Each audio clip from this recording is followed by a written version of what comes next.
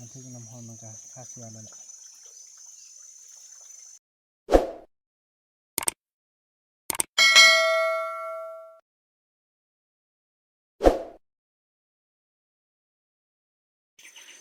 สบายดีท่านผู้ชมเนาะถือว่าคลิปนี้ก็เป็นคลิปที่บ่าวบุญนำจะได้พาทุกท่านได้รับชม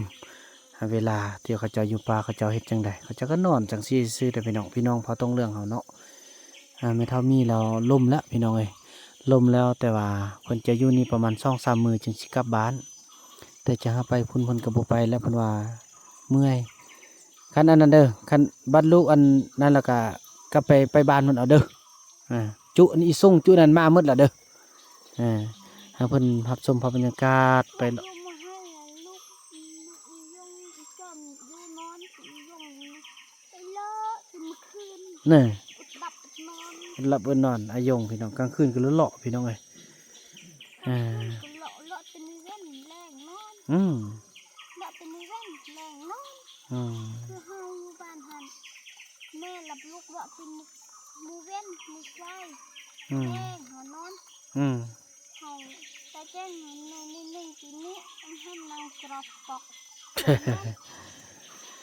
ทางลุ่มก็พากันนอนละกินข้าวกินน้ำอิ่มแล้วกันนอนพี่น้องเอ้ยสะดวกสบายไหมพี่น้องเย็นดีนกอยู่กับธรรมชาติเลยพี่น้องเอ้ยอยู่กับธรรมชาติอีหลีเลย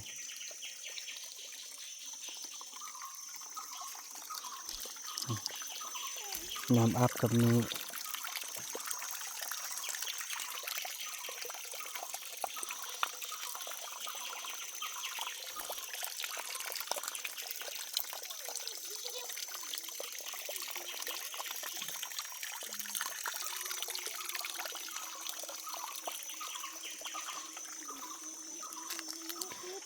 บ่าวบุญนำก็สิกินน้ำกินข้าวกินน้ำก่อนบัดนี้กินข้าวก้อนบัดนี้เขาก็สิมีหยังเนาะกลับนี่ช่วงมื้อแรกนี่สิได้กลับพี่น้องเอ้ยเพราะว่าคือว่าแหละเนาะเพราะว่าอยู่ไม่เท่ามีเพิ่นก็สิส่วนเพิ่นเมื่อเพิ่นก็ยังเมื่อยบ่ได้เทื่อให้เพิ่นพักผ่อนเมื่อมีแห้งก่อนเพิ่นจึงสิกลับน้ำลังพี่น้องเนาะบ่าวบุญนำก็สิกินข้าวก้อนบาดนี้พี่น้องเอ้ยมากินข้าวกันเด้อพี่น้อง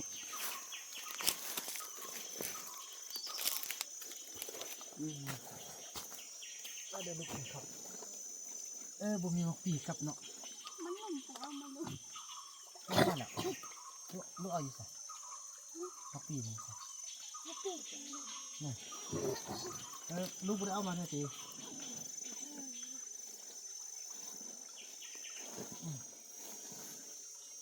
มากินข้าว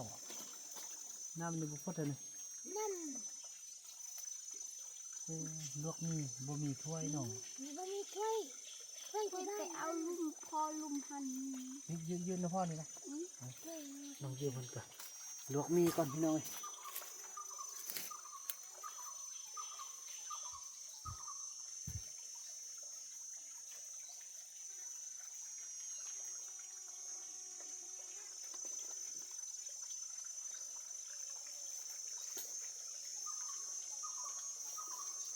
ยืนมันมีดูลวกมีดู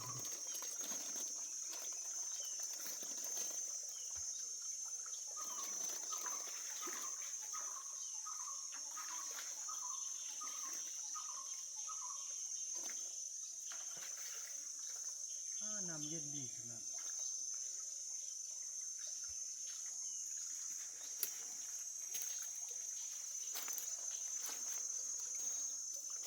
มีความสุขเหมือนบอลนะครับนี่มีความสุขเนี่ยอยู่กับป้าเด้เนาะ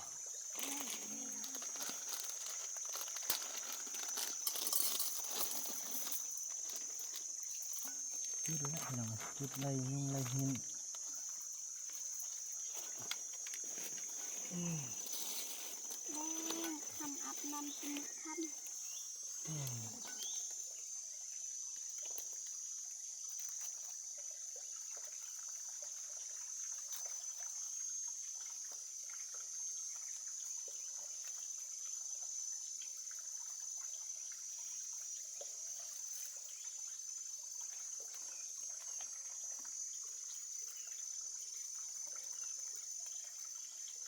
น้ำเย็นดีนะลูกเนาะ ยังพอลมหันพัด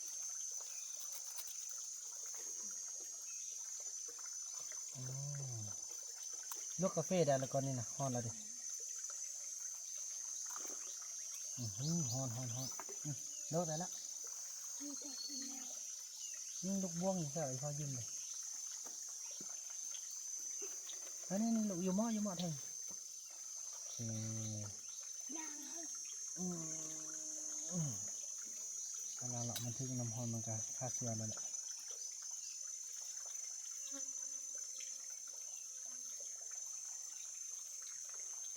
ยังคุณคิดดูสิยังแอบเข้า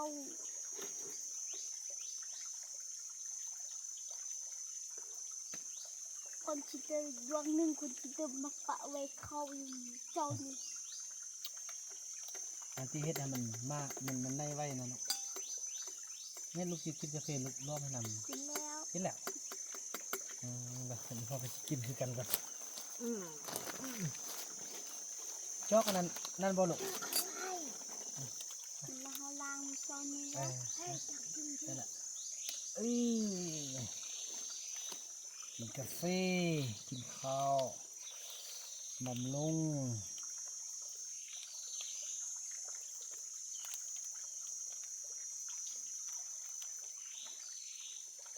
อย่าดึงโดนใจหายดีเอาโดนใจหายดีมีบด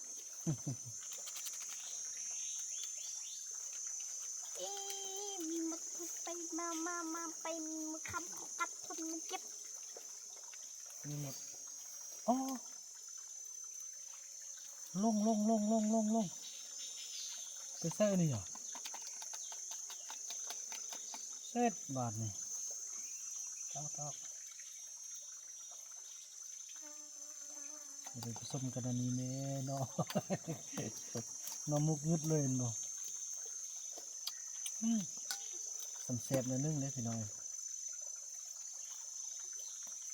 เพื่อว่ามันเกลือเป็นนัวบ่เนาะ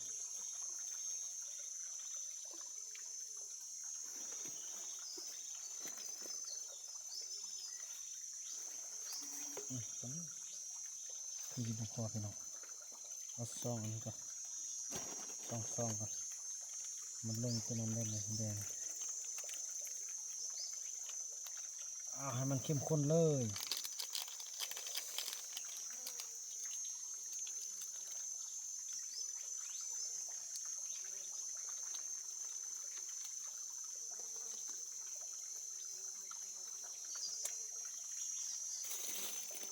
ให้ลูกบอกกินเลยป่ะเมื่อนั้นลูกก็ไปเอามีบอกอะไรเมื่อนั้นลูกไปเอามาสับ มาแล้วมันเข้าแม่ทำนี่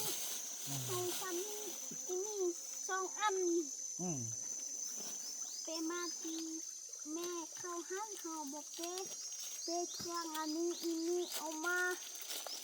คงเข้าหัน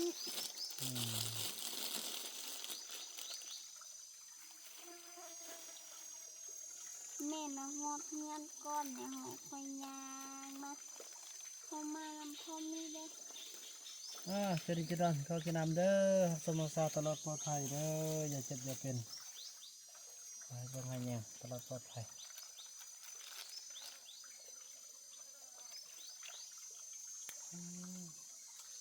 มักปี้เนี่ยบ่มีนอน จับไปใครยิบเพิ่มก็ไปเก็บข้าวนี่แม่ก้อนอยากให้ไปยิบเพิ่มเงินนม ลูกสาวไปซ่องให้พ่อนิดนึงนะพ่อสิอันบ้านไหนพ่อสิเอาเงิน ไม่ยอมชอกวะ บุรอนซอกวะ อย่ามากับอันนี้กับเจ้าเนี่ย ไปเอายันอันนั้นวะ เอามาเลยเด็ก ยันแม่งอันนั้น นี่สะ นี่มันกัดแบหัวจ้ะ มีมักปี้อย่างนั้นเนี่ย นี่ยังแม่งยังวะ เอาบงว้าวอย่าไปมอลูกอย่าไปมอลูกบง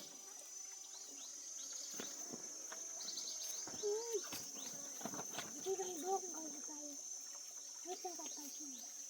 นี่ยันวะไป ใกล้หูป้องเลยดูแม่อันเขาเอิ้นหันแมงเต็กอันนี้นะ มะมี่นี่หวานนุ่มเข้มข้นหอมแซ่ไปเม็ดนึงทีนึง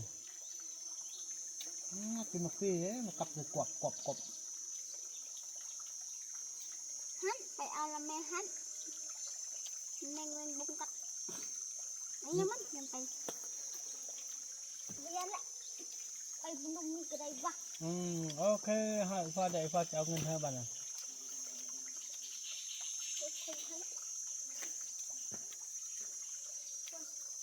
อย่ามาเด้อ มันจะได้เงินนะได้พี่น้อยเรานำบอกให้ไปเอาปีบ่เป็นหน่วยนะลูกเป็นหน่วยเป็นหน่วย เป็น เอา ท่านไปเอาเป็นหน่วยพออยู่พออยากกลับเตี้ยวนะเดี๋ยวเรานี่ไปเอาได้บ่ กินไปชกนี่ก็ได้วะ บ้านี่เนาะ เดี๋ยวจะไปชกก่อนเนาะ ได้ขอบใจลูกเครื่องก็มีที่ลูก ชกบนไก่ เอาเนื้อเดียวนะ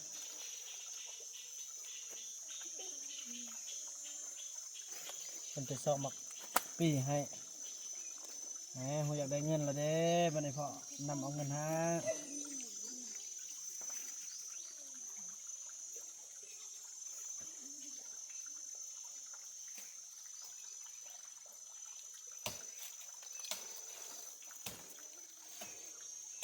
เอ้าเห็นแล้วโอ้อยู่มอมอฮัน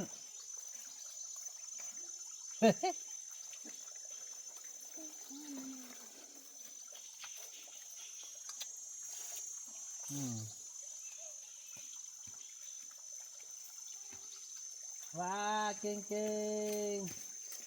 มาอีพ่อเอาเงินเถอะเด้อขอบใจลูกนี่พี่น้องได้กินละสิ่งที่ต้องการได้กินอยู่มอมอหนึ่งเนาะอืม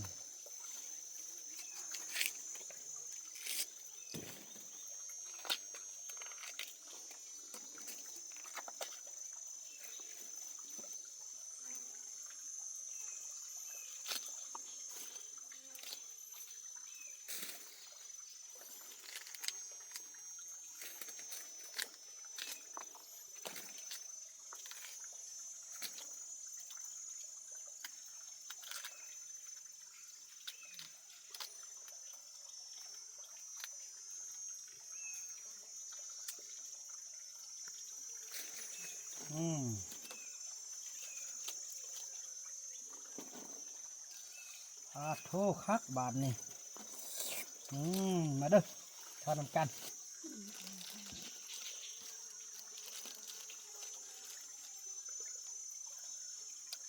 con của bôi chốt mặt đây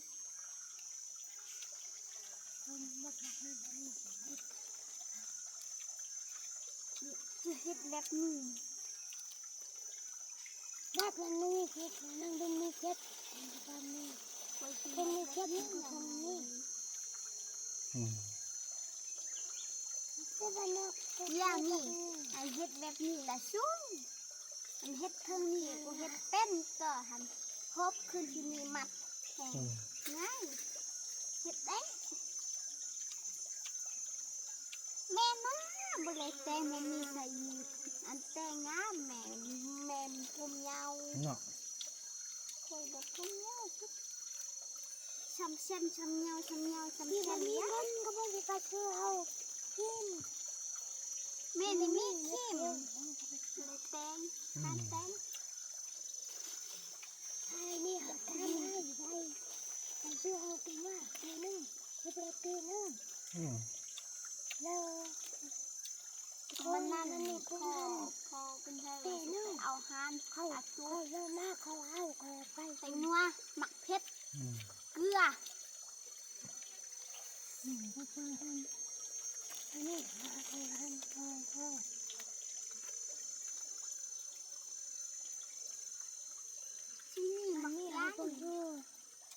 ยันมันบ้านนี่เงินบ้านดูปุ้งรถไปก็คือแล้วเข้ากับป้าเป็นหันเครื่องกับป้าเป็นใครมันนี่น้องยงหลับน้องเจอมาเอ้ามันนี่ตีมันนี่อันนี้นี่ไปป้าแล้วอ่ะ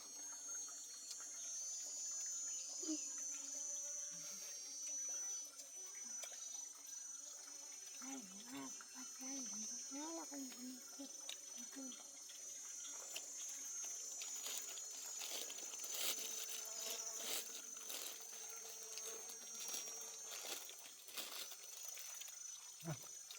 เอาไปกินเจ้าตอนนี้ได้เบาแล้วก็จะได้เมื่อมาแล้วนี่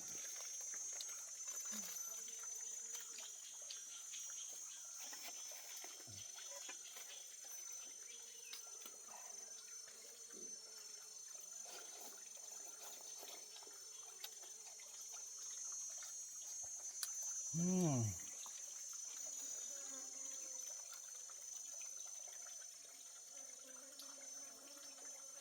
อ่า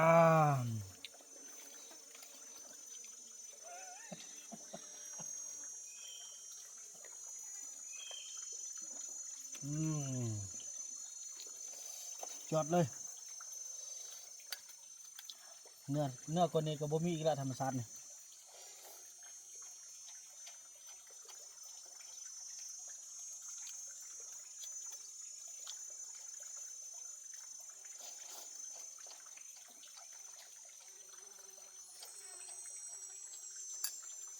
อืม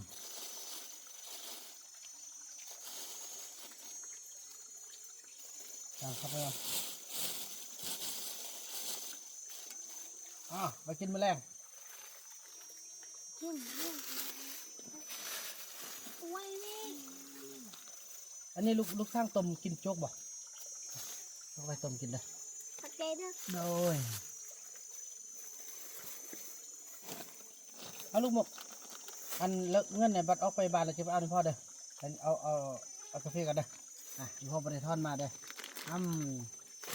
มันหมดเลยนะพี่น้อยเพราะว่าเนื้อเราก็จะได้กลับบ้านเด้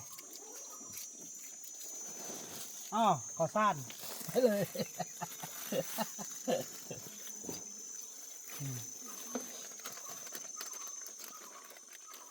เดินจะได้กลับบ้าน ไม่จะไปมันไม่เจ็บนี่ อยู่นี่ ถ้าไปนอน นอนนี่อยู่นี่กันว่าน่าจะลูกชิเล่นมาเบิ่งตลอดเด้อกันอยากเมื่อแล้วลูกพาเมื่อลูกเอารถมาฮับเอาหันเด้อไปพุ่น ยัก ใกล้ เมื่อกับยักเมื่ออันยักเมื่อมาฮับเอาไปอันไปยักเมื่อเลยคุดต้นก่อน นอนนี่ก็ได้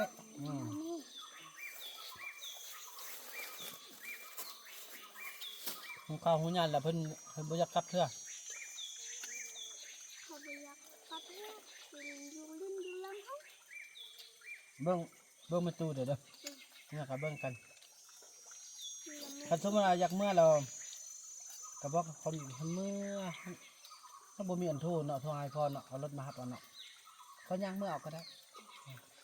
มานั่งนี่นั่งนี่นั่งฮัดคอยนั่งไปจำงาน ต้นมาคือกันมาแล้วบ่นึงนั่งแม่อยู่แปะพะวานทะหอคอยนั่งมาฮ้อนก็ฮ้อนอยากกินน้ำก็อยากกินน้ำก็บ่มีแล่นเดี๋ยวนี้โอ้ยอยากกินน้ำเฉาะเบิ้งเพิ่นหน่อยก่อนเอาบ่มีน้ำ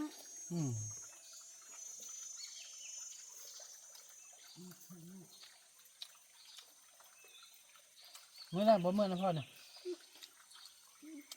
วัดอีพ่อมารับซ่อนพ่อจะเอาเงินมาให้เด้อมื้ออื่นมื้อถ้ามื้ออีพ่อมาขึ้น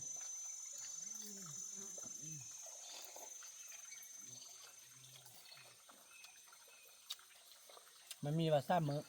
กลับถ้ามื้อบ่วันนั้นสิมาตึมว่าเพิ่นสิกลับหรือบ่กลับเนาะ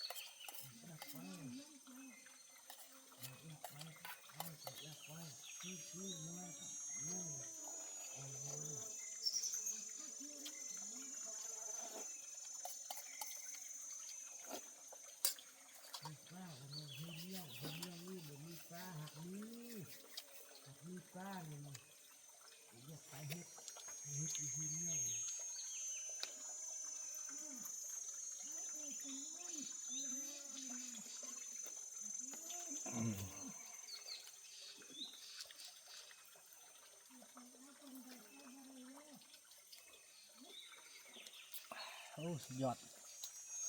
เข้มข้นขนาด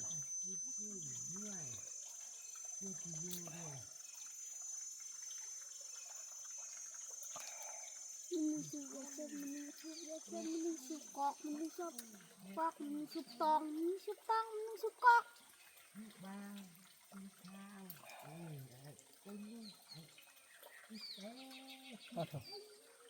ทำเท่าไรไหมยุ่งเห็นแห้งไล่ป้ากองไฟบ่ได้แล้วเนาะคันบ่มีไฟแล้วยุ่งมาเนาะ ตั้งไฟมันยุ่งตั้งไฟมันยุ่งอันไปลุกพุดมันพุดตุนพุดนี้พุดนั่นไม่ยุ่ง โอ้ ทำไมปวดที่มัดคุดปะ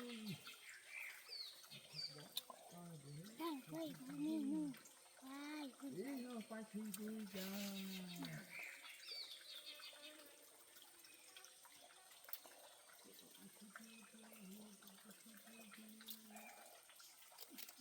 นี่นะเจ้าบริฟันทีมอันนี้คอยนอนแล้วนั่นโอ้มาแล้วเฮ้ยกูนอนอยู่อันนี้มันจะรู้